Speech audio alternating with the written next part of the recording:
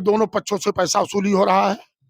तहसील में खारिज दाखिला में 30,000 रुपया खुला मांगते हैं लोग, कोई डर नहीं है। चकबंदी में वही हाल है। तो इस भ्रष्टाचार के मुद्दे को लेकर के तो क्या बीजेपी की गवर्नमेंट है, इसमें ठाकुरों का वर्चस्व है क्या? नहीं, जी। एक शब्द थोड़ा सा थका भी था तो मैं भूल गया कि उसमें सभी नहीं है। लेकिन आप ये कह रहे थे कि तो बाबू साहब लोग सुधर जाओ। मैं कह तो रहा हूँ मैं अपनी बात को, तो आप पत्रकार है तो आपसे न ले, नहीं तो अभी पत्रकार न रहिए, उसे जाइए किसी थाने में, बाबुए साहब हो तो देखिए आपका काम सुनते हैं। तो वो सीधे जुड़ गए हैं औद्योगिक जी से। आम आदमी, गरीब आदमी जो राजपूत है तो बेचारा किसान है, वो भी नहीं खा पा रहा। नमस्कार, हिंदी नेटवर्क देख रहे हैं आप। मैं हूं आपके साथ वैभव सिंह। इस समय फरेंदा तहसील पर उपस्थित हैं और कांग्रेस पार्टी ने तमाम भ्रष्टाचार के मुद्दों को लेकर जो जिम्मेदार हैं उनको ज्ञापन सौंपा है। और ये पूरा ज्ञापन सौंपने का जो कार्यक्रम है ये त्रिभुवन मिश्रा के नेतृत्व में निकाला गया है। आपने तमाम मुद्दों को लेकर एक ज्ञापन सौंपा है। बड़ी संख्या में आपके कार्यकर्ता हैं, तमाम समर्थक हैं। क्या ये कार्यक्रम का मुख्य उद्देश्य था? क्या किन मुद्दों पर आपने सौंपा है? ये मुख्य उद्देश्य भ्रष्टाचार था। आज 2.5-3 वर्षों से मैं शांत था।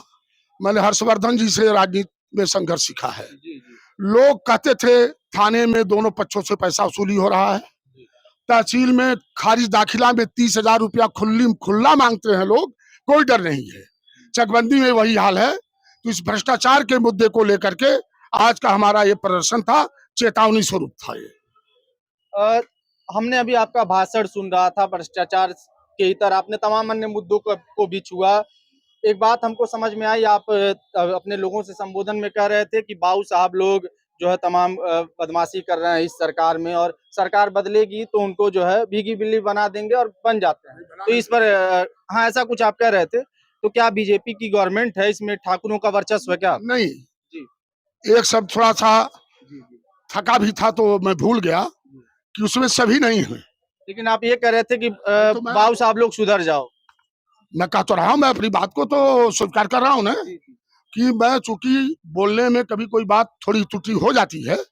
ऐसा है, अगर बाबू साहब लोग सब होते तो हर्षवर्धन सिंह और तमाम लोगों का मैं नाम नहीं लूंगा, वो सब लोग हमारे जिगरी मित्र नहीं रहते। कुछ लोग जो बदमाश किस्म के, जो समाज को चूसते हैं और जात पात बतियाते हैं, चाहे ठाकुर हो, चाहे बाबा हो, चाहे हीर हो। हमने अभी एक यादव का भी उदाहरण दिया था, एक लेखपाल का, तो चीज मैं कहना भूल गया, मैं माफी चाहता हूँ उस चीज के लिए। क्योंकि कोई जात, कोई धर्म, सभी बदमाश नहीं होते हैं। बदमाश व्यक्ति होता है, और जब सरकारी महकमे पर पहुंच जाता है वो, तो अपने सगे भाई को भूल जाता है। आप पत्रकार है तो आपसे न ले, नहीं तो अभी पत्रकार न रहिए, उसे जाइए किसी थाने में, बाबुए साहब हो तो देखिए आपका काम सुनते हैं। तो वो सीधे जुड़ गए हैं औद्योगिक जी से। आम आदमी, गरीब आदमी जो राजपूत है तो बेचारा किसान है, वो भी नहीं खा पा रहा है, वो भी उसी भ्रष्टाचार का शिकार है। तो हमारा मकसद ये नहीं था, मैं उसमें सुधार कर रहा हूँ, उसके लिए माफी चाहता हूँ। इस समय खाद का भी बड़ा मुद्दा है, तमाम किसानों को दिक्कतों का सामना करना पड़ रहा है, ये एक सवाल है। एक सवाल, आपके जो सर्वोच्च नेता हैं राहुल गांधी, वोट चोरी का जो है बड़ा अभियान चला रहे हैं, बड़े खुलासे कर रहे हैं। इस पर आप क्या कहेंगे? उस पर हमारा ये कहना है, सीधा सा उदाहरण, सुप्रीम कोर्ट ने उसका संज्ञान लिया और सुप्रीम कोर्ट ने चुनाव आयोग को नोटिस दिया। चुनाव आयोग चूंकि एक स्वायत्तशासी संस्था है, तो कितनी बेशर्मी से उसने कहा कि इसका नाम काटा गया, क्यों काटा गया ये हम आपको नहीं बताएंगे।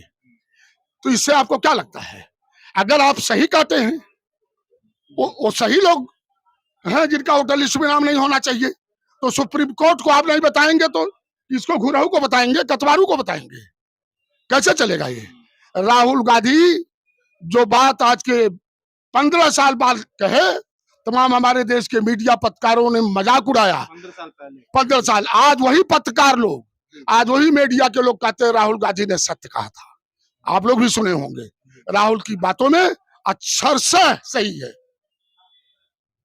तो तमाम मुद्दों को लेकर, तमाम भ्रष्टाचार के जो मुद्दों की इन्होंने बात कही, थानों पर, तहसील पर जिस प्रकार से लोगों के साथ गलत व्यवहार हो रहा है, पैसे की भी बात ये कह रहे हैं कि पैसे भी लिए जाते हैं अपने काम को निकालने के लिए, जिम्मेदार मोटी रकम की भी वसूली करते हैं, और तमाम अन्य मुद्दों पर लेकर त्रिभुवन मिश्रा जी ने तहसील में आज ज्ञापन दिया है। और अपने तमाम कांग्रेस के समर्थकों के साथ ये पूरा इन्होंने कार्यक्रम किया और कहा कि अगर सरकार इन चीजों पर जो जिम्मेदार है वो कार्रवाई नहीं करती है तो आगे और बड़ा आंदोलन करने के लिए बाध्य होंगे।